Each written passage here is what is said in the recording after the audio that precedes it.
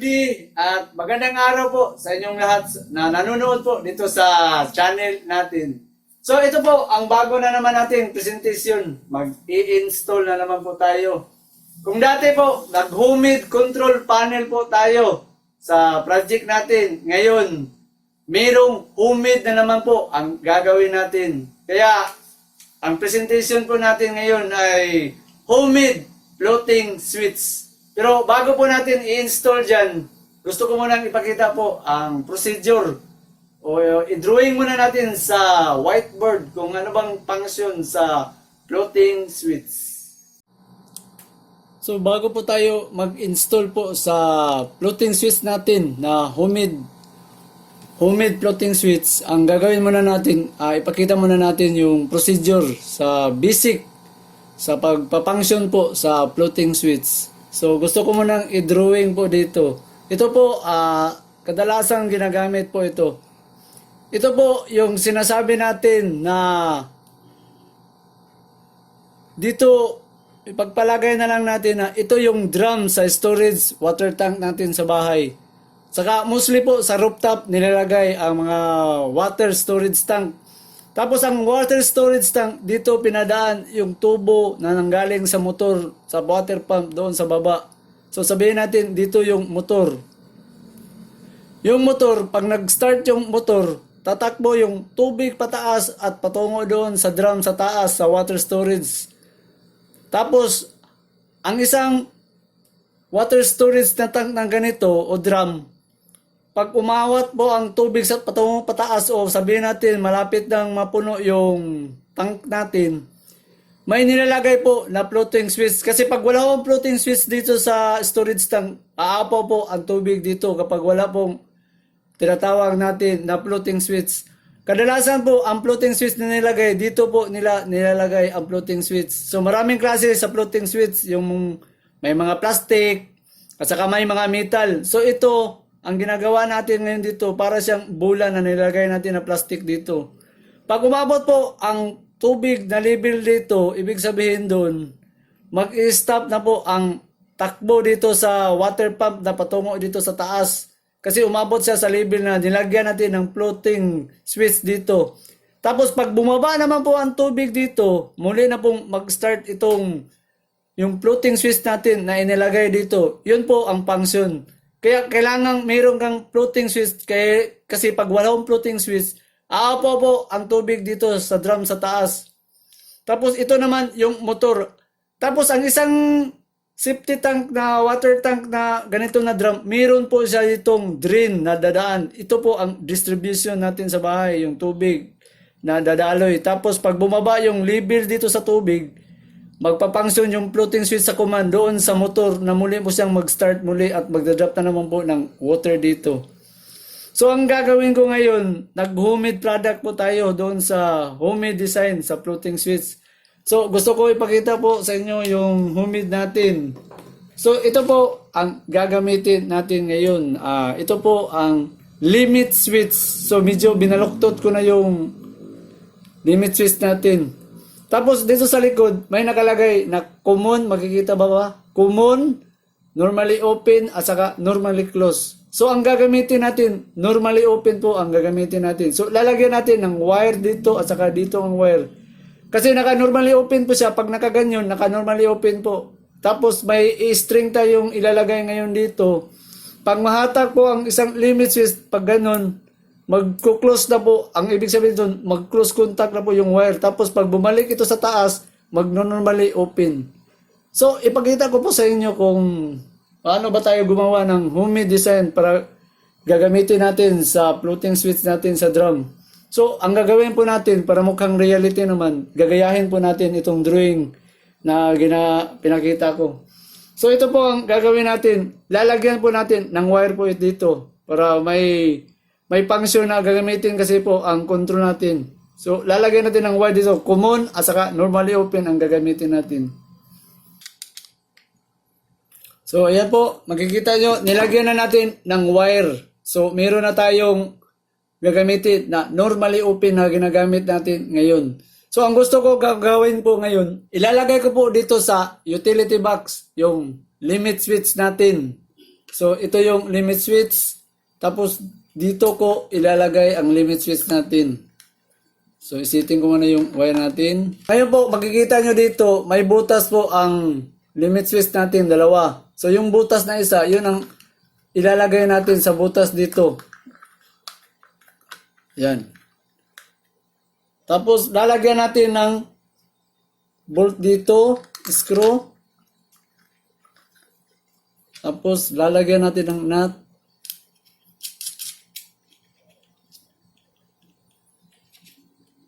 So, ganun na po ang itsura ngayon. Tapos, tatanggalin natin yung takip dito. So, ito ngayon po ang mangyayari. May ilalagay po tayong counterweight po dito sa limit switch natin para mahatak po ito. So, makikita naman dito yung diagram na yung ilalagay natin na floating switch. So, dito pa lang makikita mo na ito yung switch na may counterweight po tayong ilalagay dito. So, gusto kong ipakita yung counterweight natin. So, ito yung bula na sinasabi ko na counterweight. So, plastic po siya. Tapos, nilalagyan ko ng coin para medyo may kabigatan po. So, itong ginamit ko, mukhang kadina na rin ang ginagamit ko para lalo pong mabibigatan dito yung limit switch natin para mahatak niya. Kasi medyo may kapakalan yung spring. Kailangan ng kunting bigat dito sa limit switch na mahatak niya. So, ang magiging procedure natin dito ngayon, gagawa po ako ng gram rin na maliit para maging reality po ang pag-presentation natin. So, gusto ko ipakita yung drum na ibig kong sabihin. Ito po ang garapon. So, ang mangyari ngayon, gagayahin na lang natin para maganda tingnan. So, may takip po ang garapon natin. Ganito, may takip.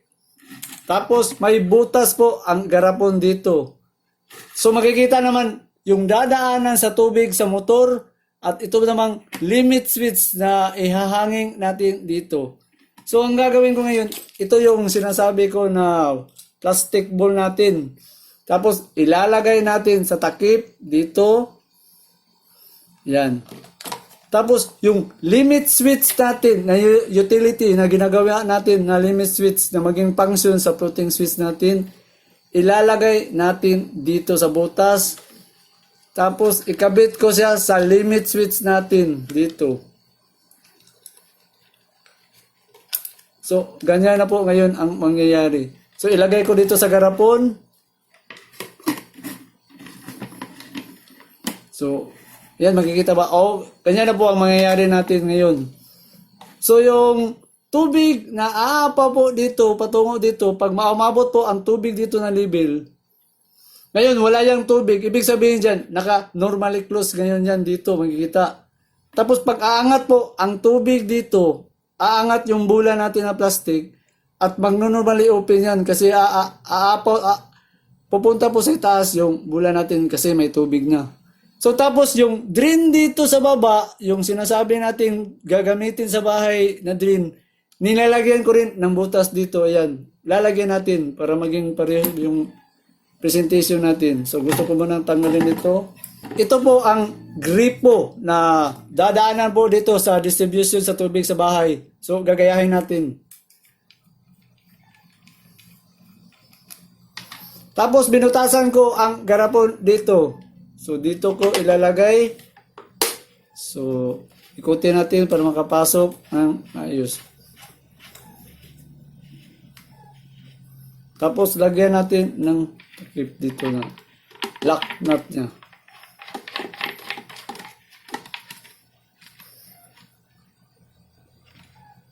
So, ito na po ngayon ang mangyari. So, ginaya lang natin yung storage tank doon.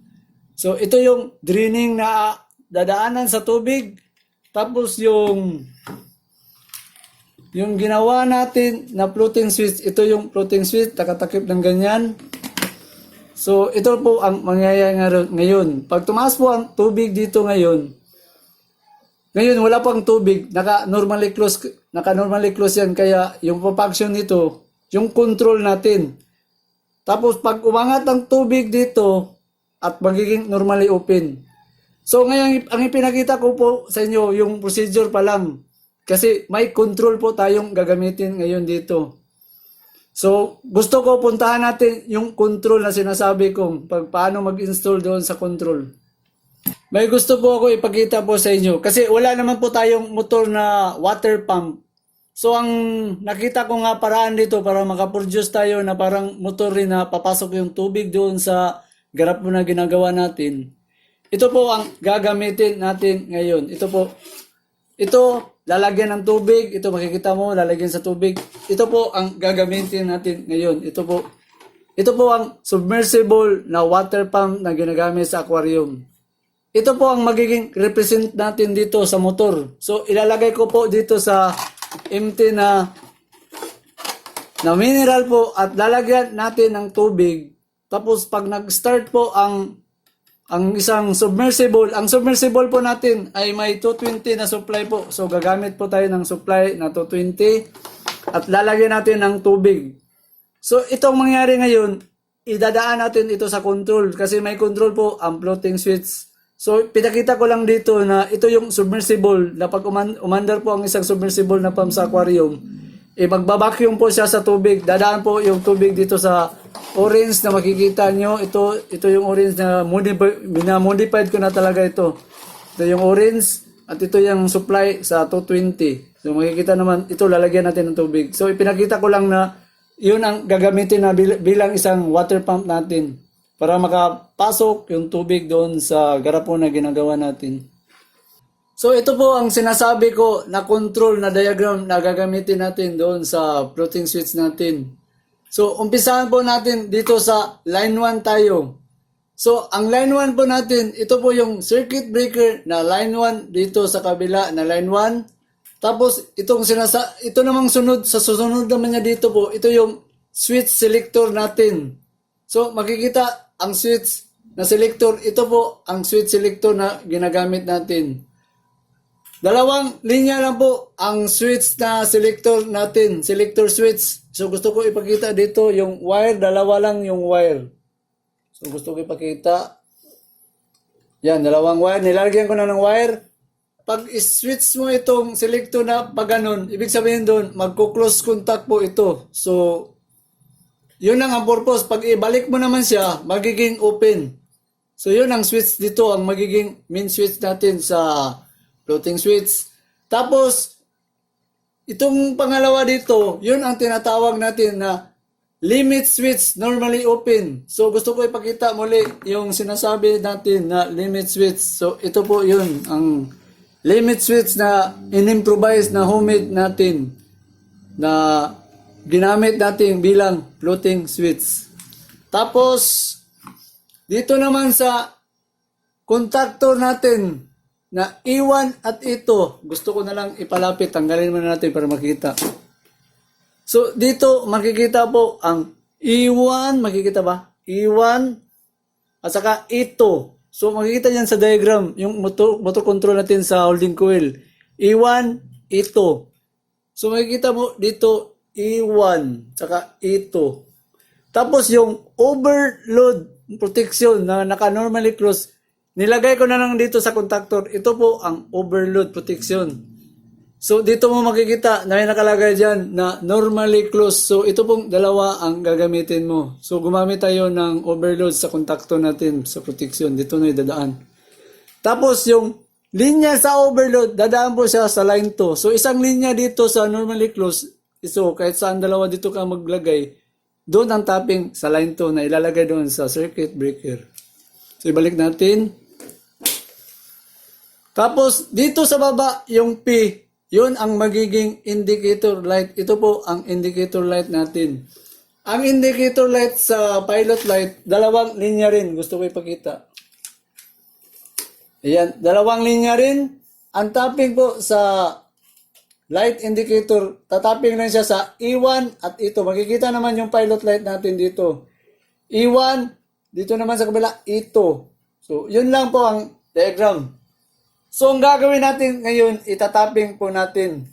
Mag-umpisa po tayo dito sa switch selector. So, ang switch selector, isang linya dito ngayon. Isang linya po dito. Magtatapos siya dito sa line 1. So, ito yung circuit breaker natin. So, dito yung line 1 natin. So, ilalagay natin line 1. So, dito ko ilagay line 1. So, line 1. So, nalagay na natin yung line 1 natin. Tapos, yung isang linya dito sa selector switch, ito yung isang linya. Ito yung isang linya. Ito, dadaan po dito sa limit switch natin na ginawa natin sa floating switch. So, gusto ko na lang ipakita dito yung floating switch. Ito yung floating switch natin. So, yan. May dalawang linya po ang floating switch. Ito yung pinakita ko na nilagyan natin ng wire. So, ang isang linya dito sa floating switch, dadaan po dito, makikita naman yung floating sa selector sa switch, dumaan po siya sa limit switch. So, isang wire dito at isang wire din sa selector. So, nakakunik po siya. So, i-connect natin dito. Okay. Tapos, yung isang linya dito sa limit switch na nilagay natin sa floating, dadaan po siya sa tapping sa E1. So, ito yung pangalawang linya natin sa floating switch. Ilalagay natin sa E1. So, ipakita ko muna yung floating switch natin. Iyan po, yung wire na gagamitin natin. Pakita dito sa diagram, nakatap sa E1. So, gusto ko ilagay ito sa E1. E1, ito, dinugtong ko yung wire kasi hindi naabot. So, ito yung sa, pagkikita ito. Limit switch sa normally open, nakatap siya sa E1. So, E1, dito natin itatap. Yan, nalagay na natin yung E1. So, isitin natin yung wire. So, nalagay na natin yung E1. Tapos, yung E2, yung E2 dito sa kabila, E2, nakatab siya sa overload natin. So, ang overload, naka normally close. So, dito natin ilagay sa normally close, dalawang linya, normally close. Yung E2. So, E2 dito. Tapping tayo, E2. Ang E2, nakatab sa overload. So, dito natin ilalagay sa overload. Dito. Yan, natapping na natin. Tapos, yung isang linya dito, dadaan sa line 2. So, ito yung line 2 natin. So, isang wire dito, tatakbo sa line 2 dito. So, well, makikita naman dito, overload, nakatap sa line 2. So, line 2 ang line 2 natin dito sa breaker. So, yan, natapping na natin. So, dito naman po tayo sa pilot light. So, yung pilot light, nakatapping na sa E1 at saka dito sa kabila, E2. So, itong dalawang wire na to, dadaan lang po dito sa E1 at ito. So, kahit magkabaliktad po ang wiring sa pilot light, okay lang. So, yan. Tapos na po natin. Yan, natapos na natin ang tapping. So, ngayon, pwede na tayong mag-testing dito ngayon sa procedure natin. So, ang gagawin natin ngayon, ito ba, kailangan natin ng supply dito sa contactor kasi wala namang supply sa 220 na dadaan dito sa contactor para i-supply natin doon sa submersible pump natin. So, gusto ko mag-wiring dito sa line 1, line 2 patungo dito sa circuit breaker o sa contactor natin. Dito yung line 1 natin. Tapos yung line 2. So, isang wire na naman ang ilalagay natin ito. Line 2 tayo. So, dito line 2 at saka dito line 2. So, yan. Natapping na natin yung line 2 natin. Line 1 at line 2. So, may supply na ngayon ang contactor sa line 1 at line 2 natin dito pababa. Ito ngayon, natapping na natin yung connection. So, may problema tayong isa dito po sa contactor natin. So, gusto ko ipakita po sa inyo na ito yung supply na gagamitin natin sa submersible. So, dito natin itatapping. Pero hindi ko naman gusto na putulin itong saksakan sa plug sa submersible. Ang gagawin po natin dito po sa contactor natin, lalagyan na lang natin ng outlet dito para ito po isasaksak po natin ito kasi ito po ang supply sa submersible. So gusto ko ipakita, ito po yung submersible. Yan, nilalagay ko na po dito sa empty na mineral kasi lalagyan po natin ng tubig dito. Tapos ito namang plug natin, hindi naman masaksak dito sa contactor natin. Lalagyan na lang natin ng outlet dito para masaksak po ang plug sa submersible natin. So yan po, natapping na natin dito yung outlet natin. So pwede na natin isaksak yung plug sa submersible natin. So gusto ko isaksak dito. Dito ko isaksak. So medyo ipalayo natin konti yung camera para makita po ng maayos. Yan. Tapos makikita dyan sa baba yung, ito po yung lalagyan natin ng tubig. Tapos ito namang orange dito na makikita nyo na ito, ilalagay po natin dito sa drum. So dito po sa drum, so may butas siya dito, dito natin ipadaan dahil papasok po ang tubig dito. So gusto ko ilagay. So ayan, so nalagay na natin. So ganito po ang mangyayari ngayon. Pag energize natin sa circuit breaker dito at i-on natin itong selector switch natin, mag-iilaw po at mag-energize po dito sa floating switch kasi po wala pa pong tubig dito sa drum na sabihin natin sa garapon natin. So normally close ngayon yan. So tatakbo po ang contactor tapos masusuplayan po niya yung submersible dito. At mag-indicate po yung light dito sa program natin. So, ibig sabihin, pag umilaw po ang isang indicator light natin, ibig sabihin doon na yung drum dito sa storage tank na nilagay natin na hindi pa napupuno yung tubig. Tapos, pag umabot na po sa level ang tubig dito, magsa-shut off po ang control natin at ito, masya-shut off rin ang indicator light. Ibig sabihin doon, puno na po. Na ibig sabihin, napupul na po yung tangke natin doon sa drum, storage tank natin. So, ang gagawin na naman natin ngayon, lalagyan natin ng tubig po ito kasi wala pang tubig. So, ito po ngayon, may laman na po ang tubig dito sa submersible natin. So, gusto kong ipa-up muna yung camera para makita. Yan. So, ang mangyayari ngayon, pwede na tayong mag-testing.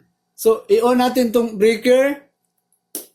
Tapos ito yung selector switch. So pag switch natin dito sa selector switch, kasi naka-normally closed itong floating switch sa limit switch na ilagay natin doon sa taas. Kasi wala pang tubig. Automatic pong mag-energize yung contactor natin. So dadaan po ang supply dito sa outlet. So papangsyon po ang submersible dito sa baba na may tubig. Tapos ibabacuum po ang tubig dito patungo doon sa kabila dito sa drum natin. So titingnan natin pag up po ang tubig dito, titingnan natin kung mag-floating switch o mag-function yung sinasabi natin na hindi aapaw ang tubig dito. So ngayon, i-switch natin ito ngayong selector switch para mag-start na po ang contactor at papasok yung tubig dito sa storage na nilagay natin sa garapon. So i-on natin, i-switch natin selector switch. So, ayan po, nag-energize na. Tapos yung tubig dito, papasok po dito sa drum natin. So, makikita naman dito na umagos yung tubig. So, titingnan natin kung magpapangsyon ba na hindi mag-overflow itong floating switch na ginawa natin. So, makikita naman lumaan yung tubig dito. So, ayan, umapaw. Titingnan natin kung mag-trigger ba siya sa overflow. Yung limit switch na ginawa natin. So, ayan po, nakikita naman, hindi na po light yung indicator. Ibig sabihin, gumana yung limit switch. So, ibig sabihin doon, yung level sa tubig dito, hanggang dito lang po ang tubig kasi yun ang design natin. So, ang mangyayari ngayon, susubukan natin i-drain dito ang tubig. Pag bumaba po kasi ito, mag-i-energize na naman po ang limit switch doon kasi muli siyang mag-close. Ito ngayon, nag-open kasi yung limit switch, umapaw na po ang tubig dito. Tapos yung bula na plastic natin, nakalutaw na kasi ngayon yan. Kaya normally, pagkikita dun sa taas, ipakita ko na lang yung limit switch natin dito na nag-normally open kasi nakahang na ngayon sa tubig.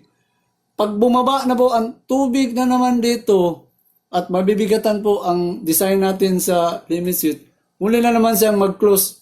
So, ang gagawin natin ngayon, so ganyan, pakita ko ng camera, i-drain natin ang tubig. So, bababa po ngayon ito. So, makikita natin kung bababa ba ang tubig at muli siyang magpangsyon. So, makita mo naman dito na hindi naka-indicator light. Ibig sabihin doon, puno yung tangke natin sa taas. So, sabihin natin, gumamit tayo ng tubig doon sa tangke natin. So, gusto kong buksan. Ayan. So, titingnan natin ngayon kung iilaw ba siya ngayon at mag-start siya muli pag-drop nitong tubig dito sa baba. Ayan po, nag-start yung green. So, ibig sabihin doon, pag bumaba talaga ang tubig dito, i-start po ang control natin sa limit switch. Yan, sinasabay po natin ang gamit. Kung saan ba apaw, ayan, nag-stop. So, na-overflow na po siya dito at nag-stop, nag-green. Tapos, Didrain natin ngayon kung muli pang start. So ang nangyari ngayon dito, paikot-ikot na po ang tubig na ginagawa natin ngayon. Pag umabot po sa level ang tubig dito sa taas, tapos shut off siya, tapos kung bababa na naman po ang tubig dito, muli na naman mag-start. So ngayon yan, naka-off ang indicator, so start na naman siya muli at itatapon na naman niya po dito ang tubig natin sa drum. So pabalik-balik na po ang tubig ngayon kung nakikita nyo. Ayan, nag-shut off. Tapos pagbaba dito sa level indicator, i-start na naman po muli yung indicator light natin sa protector. Ayan, ito makikita. Tapos dadaloy na naman po ang tubig dito. So para po lang tayong naglalaro na ngayon dito. Kung bubuksan na yan, nag-shut off dahil lumilibel sa tubig. Tapos pagbababa po naman dito, i-start yan muli. So ayan, i-start na naman ng-indicator. Tapos dadaloy ang tubig dito. Mga Lodi, hanggang dyan muna po tayo mga Lodi.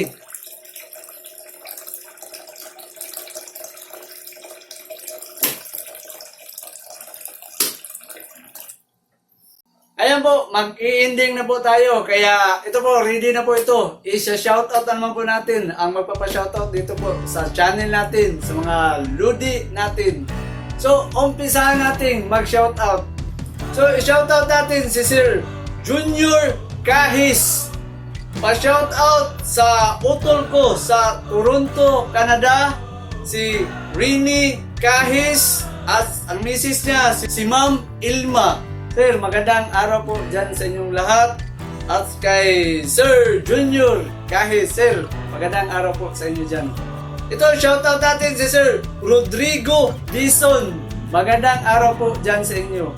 Ito, shoutout natin, Europe Trunkers Pinoy. Pa-shoutout naman po sa family ko, Imadin Family, Ilocosur, watching from Europe, Germany. Oy sir, ang layo nyo. Kunting ingat po kayo dyan, lalo na sa malayo po ang sinatrabaho nyo sa Europe at saka Germany. Kunting ingat sir, o amping diha sir. Saka ito ba, shoutout natin si Sir Patrocinio Balasbas. Sir, magandang araw po sa inyo. Ito pa, shoutout natin si Sir Jewel Legaspi. Sir, magandang araw po sa inyo. Ito pa, shoutout natin si Sir Jojo Paratot. Pa-shoutout din sa Saplala Family sa San Mateo, Rizal. Oy sir, magandang araw po dyan sa inyo. Ito pa, shoutout natin si Sir Radiance Caballero. Pa-shoutout naman kay Eliser. Oy sir, magandang araw po dyan sa inyong dalawa. Ito pa, shoutout natin si Sir Joseph Lahid Aban. Pa-shoutout sa akong pinalanggang asawa, si Irene Alibio Aban sa Consolacion, Cebu, from Qatar. Oy sir, amping kanunay din na sa Qatar sir. Labi na, layo din kasi ng pamilya. Si Sir Joseph Lahid Aban. Ito ba, shoutout natin si Sir Milvin Montalban. Sir, magandang araw po dyan sa inyo. Ito pa, shoutout natin si Sir John Rick Magkaptim from State of Kuwait. Oy sir, kunting ingat po kayo. Kasi nandyan po kayo sa malayo dito po sa atin. Ito pa, shoutout natin si Sir Franz Ayalin. Magandang araw po dyan sa inyo. Saka shoutout din natin si Sir Gilo Rodrigo from Legazpi City. Sir, magandang araw po dyan sa inyo. Ito pa, shoutout natin si Sir Jimmy Dairit from Angeles City, Pampanga. Sir, magandang araw po dyan sa inyo sa Pampanga, si Sir Jimmy Dairit. Ito pa, shoutout natin si Sir Lito Agustin from Nueva Ecija. Oy sir, magandang araw po dyan sa inyo. Shoutout din natin si Sir Robert Bilo. Magandang araw po dyan sa inyo. Ito pa, shoutout natin si Sir Speedy Abrasado, watching from New Zealand. Oy sir, ang layo nyo.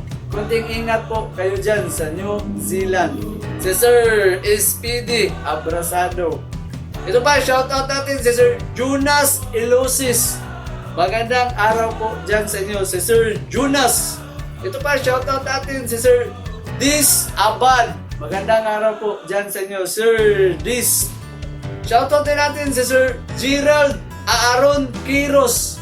Pa-shoutout sa mga uncle ko at Titiya sa Iligan Saray, mga Sandoval at Tampos family. Oy sir, ngayong adlaw nimo din na sir, doon ra gyud na diri kay Iligan po nga tuwa diri. Ito pa, shoutout natin si Sir Gregorio Hiray. Sir, magandang araw po sa inyo. Shoutout din natin si Sir Jill Aaron Kirikul. Magandang araw po dyan sa inyo. Ito pa, shoutout natin si Sir Juban Ubar Ria. Sir, magandang araw po sa inyo. Ito pa, shoutout natin si Sir Edison James Balanay. Sir, magandang araw po sa inyo. Ito pa, shoutout natin Kadiwa 1914. Sir, magandang araw po sa inyo. Ito pa, shoutout natin si Sir Jubito Ita.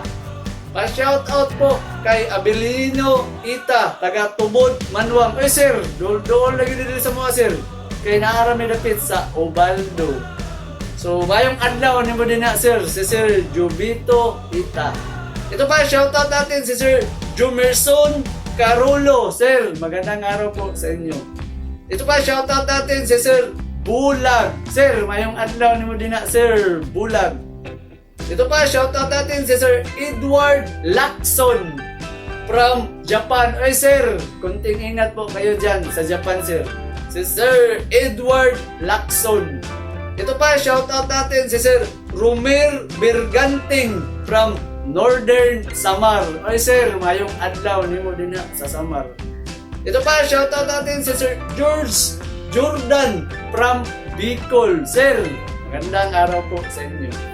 Ito pa, shoutout natin si Sir Carlos Agudo, taga Masbate. Sir, magandang araw po sa inyo. Ito, marami pa. Ubusin na natin to. Ito, shoutout natin si Sir GEC Sniper Vlog from Saudi. Oy sir, konting ingat po kayo dyan sir, kasi malayo po kayo dito sa atin. Si Sir GEC Sniper Vlog.